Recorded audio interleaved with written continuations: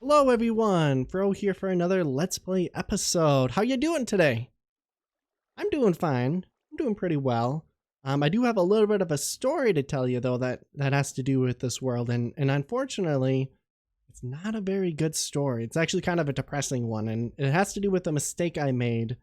So I made some changes to the data pack that allows boss mobs to spawn. I made it so that they become persistent, or basically they don't despawn at all. And what that caused was a whole bunch of them to kind of group up at the bottom of my mob farm here for some reason. And I one day I came over here just to check it out, and I stopped at the edge like this, and I was like, holy cow, that's a lot of boss mobs down there. And one of them hit me with like an arrow and knocked me off.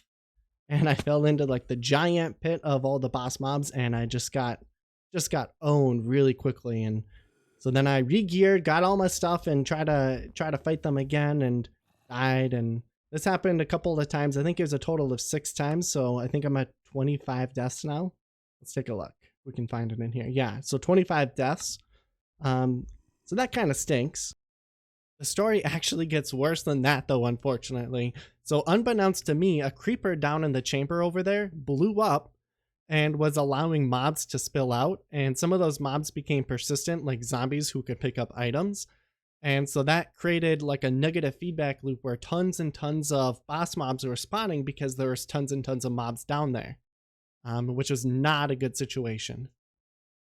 So I had this idea to enter debug mode and then go into my commands and type in /kill @e.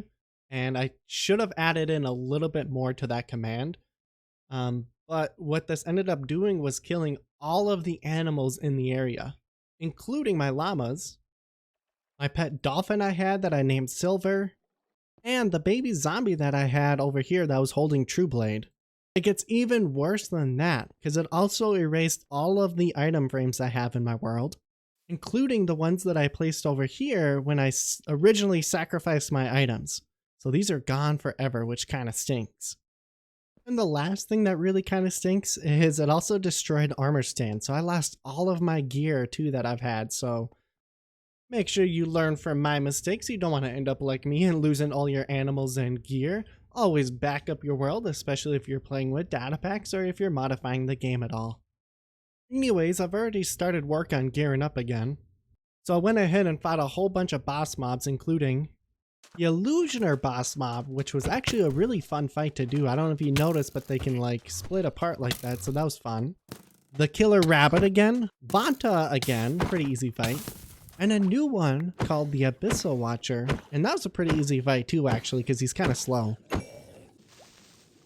Yeah, I was kind of forced to fight these boss mobs in a cheesy way, which is a little bit disappointing for myself, but I still had fun doing it, and it's not technically breaking any rules, so I'm okay with it. It's not ideal, but I still had fun. And just to clarify, I did do my best to actually fight the mobs. I just didn't have very good gear, so I usually got hit once or twice and had to run away. And after getting all those boss mods taken care of, I took all their wonderful loot I got and went to work enchanting it and going ahead and gearing up that way. The lesson I learned last time I made my gear was speed is not always the best. You also want to have good armor and health bonuses, so that's what I aimed for this second time through. This is what I ended up with for gear, just around the base here. In general, we have Kappa Speed, Froe's Chainmail, and then I haven't named these 2 legendary pieces of armor, but just take a look. 10% speed boost and 6 health. Oh, that's incredible. As well as a bunch of other little random stats, like 1+1 attack damage. That's pretty awesome too. And similarly for this one, you get pretty good health bonus and speed and a little bit of attack bonus. This one's not quite as good, just good speed and health and a good amount of armor compared to leather. And this is the only one that I couldn't really give up because the 13.8% speed boost is just incredible. And then also, look at this, I got a 70% speed boost from Court. So I am incredibly fast now, which is going to make playing this game that much more convenient. And I'm a little bit less squishy because I have way more armor value than when I just had leather armor.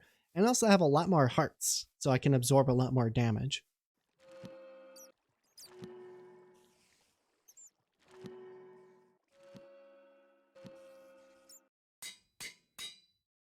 So here's the damage done to the mob farm. Pretty bad. Gonna have to do some fixing up to it today. I think that's gonna be our first plan. That's where the creeper blew up. I'm not going to revert the changes to the data pack either, so I'm going to maintain the unique boss mobs being persistent. I think that's fine. I'm going to be more cautious in the future and cognizant of the fact that my Let's Play world isn't just mine, it's everyone's here, so I got to be more careful there too. So let's go ahead and fix this mob farm on up.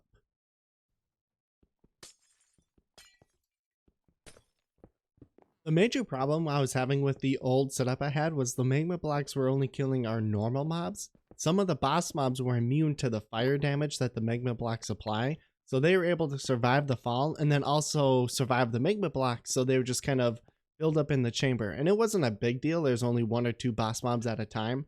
I'll just have to go down there and clear it out. I didn't like how that was working, so I designed a piston system that funnels them into a 1x1 area and then I kill them via suffocation. I think that's going to be the way we go. We're going to have to test it out as soon as I'm done building it here. The other thing I wanted to note was I wanted to maintain the 3x3 tunnel. I didn't want to have to rebuild the entire room or anything like that, so that was an extra little bit of a challenge. And I think I have a working design now. I have a couple little kinks that we'll talk about in a second, but this is what it looks like. It's kind of hard to see and I don't want to open it up because there's a boss mob inside, but basically we have pistons on the outside in this 3x3 area that push the mobs into the hole in the middle there. And then I have another 2 pistons inside of there that close the hole up, and that's where the mobs get suffocated. Some of the kinks that we need to get out now, like I need to remove this glass and put in a solid block because I'm getting too many mobs that are falling on the ledge here and then I don't get the drops. And I think we also need to put magma blocks on the bottom there so that some mobs like normal ones like that will still die a little bit quicker and we don't need to just use suffocation damage for them. Helping make the system a little bit more efficient. So the overall piston suffocation system is on a 5-minute timer, and the way I achieved that is if you drop an item on the ground, it's going to take 5 minutes for that item to despawn or disappear. And so what I've done over here is I've created a dropper system that will automatically drop raw flesh onto a pressure plate, and that's what activates the entire suffocation system.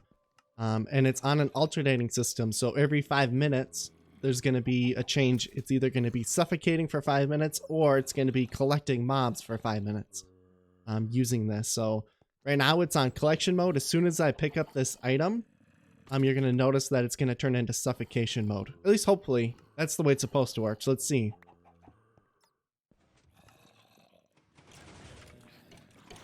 Now you can hear the mobs getting suffocated. Yeah, so now the mobs, not all of them are getting suffocated. But like the boss mob, where did he go? How did he get out? I might still have to work on some of the kinks, but that's the general idea of how this is going to work.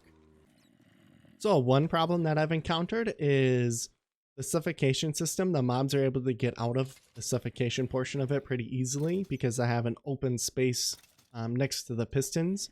So they should be right here. Like you see this guy with leather pants, they should be 2 blocks below in the 2 blocks there and being suffocated, but they are able to escape because I have open air blocks here. So I'm going to try to put slime blocks here instead and just move everything back by a little bit. That shouldn't be too big of a change to make.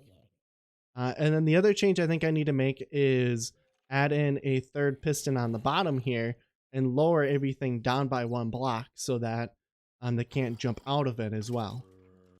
Okay, so I actually made a pretty big change to the system. Prior, I had 2 monostable circuits that converted every single one of these pistons in the suffocation contraption into T flip-flops on their own. And instead of that, I added in a separate T flip-flop here that is like a master one that controls everything else. And a T flip-flop basically is just using piston mechanics. When a piston receives a 1-tick pulse from a monostable circuit, then it's going to leave the block behind, which means this redstone block will be pushed over here and it'll stay over here until the system resets. So right now the pistons are closed. I come over here and pretend that the zombie flesh despawned by picking it up. Then we're going to notice that the redstone block gets pushed over here, turning the system on, and it's going to stay on for as long as there's zombie flesh on the pressure plate. And doing that got rid of the air block. So now there's no air blocks because the pistons are fully extended. So now mobs stuck in the suffocation chamber are stuck there. And then I also added a third piston, and I removed a hopper to do so. So in theory, I could lose drops by a little bit, but I just doubt that'll happen very often. But I'll have to see, I guess. If I notice it, then I'll have to make some changes. And there it goes back, and the pistons close. Let's go ahead and put this to the test. We got a legendary zombie inside. I'm going to manually activate the suffocation chamber. I think there might be a small problem where they don't always land inside the chamber itself, but as long as they're being suffocated, I don't think there's a problem with the system. So yeah, it looks like he's not actually in the suffocation chamber itself. And I'm not quite sure why that happens, but he's still dying, so I guess it doesn't matter that much. Yeah, so he's not quite in the chamber. So I think the reason why he didn't fall into the chamber is because these pistons are activating at slightly different intervals. So like these 4 pistons would activate, and then these ones a little bit after, and then these ones a little bit after that, causing them to kind of bounce around in the 3x3 chamber we have in there. So I'm going to make it so that all the timings are the exact same. And got it done, so now they all activate at the same time, and then that one a little bit later too. So it didn't take too long for a boss mob to spawn, so let's go ahead and test the system. In theory, this should turn it on. Oh, that's perfect. That's exactly what we wanted. Awesome. Also works for the killer rabbit, which is perfect. All right, so let's talk about the contraption a little bit. This little contraption right here is the brains of the entire machine. Items will despawn after 5 minutes of being on the ground. So I'm going to use that mechanic with rotten flesh and a pressure plate there to turn on and off the machine using a monostable circuit and then a T flip-flop. What I have is a very basic item filter right here that only accepts round flesh, and that feeds directly into the dropper. And that is coming directly from the output of the mob farm, so this should never run out of loot or anything, with the expense of just a little tiny bit of round flesh over time. Then the rest of the round flesh that doesn't go in the dropper, as well as all the other items, get dropped into this dropper where it'll automatically be spit out into a water stream, which flows over here and flows this way, and then there's a vertical column that goes up. And on the other side of this wall is where that vertical water column ends. This is where the minecart system used to be. I tore it all down and replaced it with a ice and water system, as well as having 8 item filters. So we have 4 on this side, and then we have another 4 over here. And then the last set of chests that we had in the room are right here, and they don't have any item filters. So things like armor and EXP bottles will drop off over here from the farm. One thing to notice is when the suffocation machine is on, then some items will not be picked up by the hoppers. That's nothing to worry about though, because first of all, those items are less than 5 minutes old, and by the time the suffocation portion resets, they'll still be less than 5 minutes old, which means they won't despawn. They'll get picked up by the hoppers right away.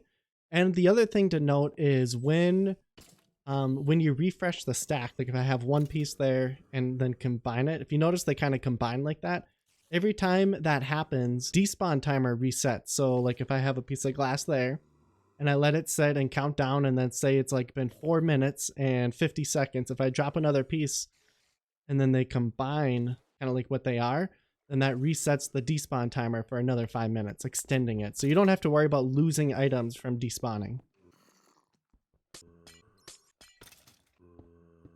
So I'm pretty darn happy with how this turned out. We're going to be done working on this for today. Quite a lot done. We got it all working the way we want it now, and there's no buildup of boss mobs anymore. I've been letting it run for quite a while, and it seems to be doing a lot better. Just to clarify, the buildup of boss mobs before was happening regardless of the changes I made to the data pack. The changes I made just made it a little bit worse. It was another problem with the data pack that caused all the trauma that I dealt with and led me to having to kill all the entities in the area. Other things we want to do with this project, I need to just fix the odds and ends and patch the holes, make it so spiders don't spawn. I want to make it so there's no torches in this room. I just haven't really thought about how I want to do that yet, but because mobs can spawn here, I need to be really careful about lighting. But yeah, I think we're going to move on to our other project for today. So the truth is, I'm not actually too upset over the fact that we lost all the animals and items at our base. I see it more as just a scar on our world, and as you play your world, you're going to get more and more of these scars and or like events that are bad that happen to your world or you as a player. These scars don't necessarily have to be some huge catastrophic event either. It could just be as simple as like you dying and losing all your items in lava. It's just in this case, it was kind of a technical problem that caused the scar. And the thing about these scars is the technical ones used to happen a lot more often in Minecraft, like back when it was beta and like earlier releases of the game. The number of times that things would just change on you or break was actually kind of alarming. And so because of that, and the fact that I'm also not like that great of a player, I developed kind of a strategy to turn a bad situation into one that isn't actually that bad. And if you think of it like this, if you call it a scar, then scars mean that something bad had happened, but it has now healed and gone better. And so the way that you want to do that with a Minecraft world is you want to immortalize what happened. One way of doing that is by building monuments in your world, kind of like that tree I made to commemorate those handful of deaths I got from the poison spiders a while back. Anyways, so one way I decided to immortalize this event that happened to us today is by bringing over a bunch of farm animals and horses and stuff that that the island was lacking to kind of make up for the lack of mushroom cows now. So this is just an example of a monument, the tree we have here. So it doesn't have to be very big. The important thing I think though is that you document what happened as well with like a sign or a book. So if we go over to the tree itself, you'll notice that we have a little chest with a sign on it going like saying deaths number 4 through 12, death by poison spiders. And then since I have this on video, I didn't write even more details, but that's something you could do on your own world if you're not recording like I am. And I think bringing those farm animals over does a pretty good job of healing that wound or developing that scar, but I think we could do even more. So I actually have a pretty good idea for another monument we can build to help immortalize this event. So the plan is I'm going to build some statues. I'm going to try building it out of sandstone to see how that looks. Otherwise, I'm going to use andesite and stone brick. I think either one will look good. I've seen it before with stone brick, and I know that looks good for sure. I've never seen it with sandstone though, so I want to see if that looks good too. So I think I'm going to put one statue here where these potatoes are, and then another one over here. So they'll kind of line the river or kind of be like an entrance. I think that'll be cool. So one there and one over there. And they're going to be small statues. They're going to be like 4 wide and like 8 or 9 blocks tall. So they're not going to be ginormous, so it shouldn't take up the entire focus of this area. Alrighty, so I got pretty far on it already. It looks pretty good.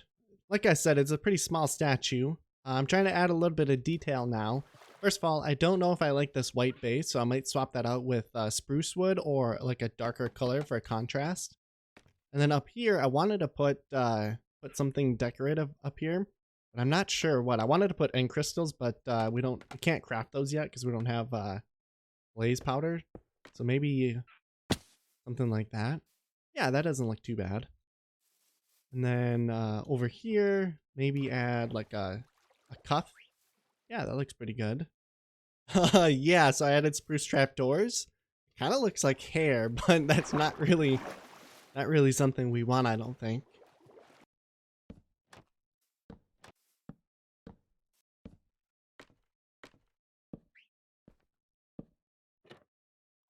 Yeah, that looks pretty decent. I like it on the left cuff.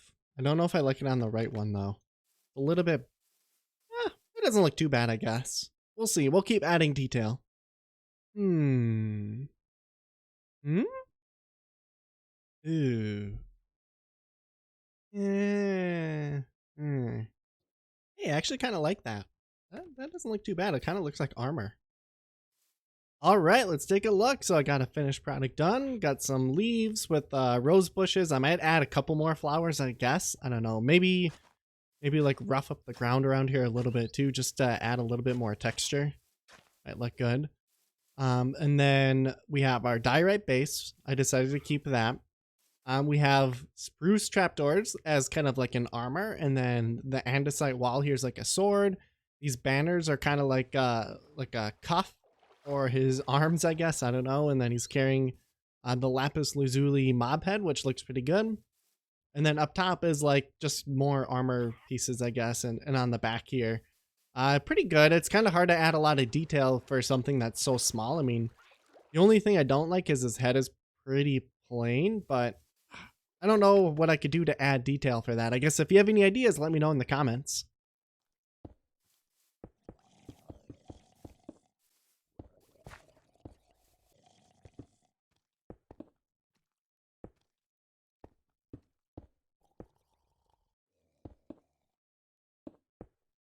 All right, and we got the statues done. I just mirrored the other one, so they look pretty much the same. Something to note is I made a little book. So I'm going to call these statues the World Defenders. And we constructed them to immortalize the event that happened during this episode, which we will call the Great Entity Purge. Again, we just lost all of our armor stands, item frames, and animals and stuff in the area. So just to clarify, these statues are to immortalize that event that happened. Let me know what you think of them, by the way. I like how they turned out, but you guys probably know better than I do for sure. So please let me know what you think. I'm still gonna build like a graveyard to commemorate the items that were lost or sacrificed like normal. They just won't have the item there themselves because they were deleted, unfortunately. But yeah, so I think we're gonna call it here for the episode. Thanks for watching. I hope you enjoyed it. Let me know what you think of everything. And again, I'm going to be more careful in the future about how I treat this world because I want this to last a long time and be a long-term world. So I just got to be a little bit more careful. But other than that, thanks for watching. Go ahead and have a nice one. Bye.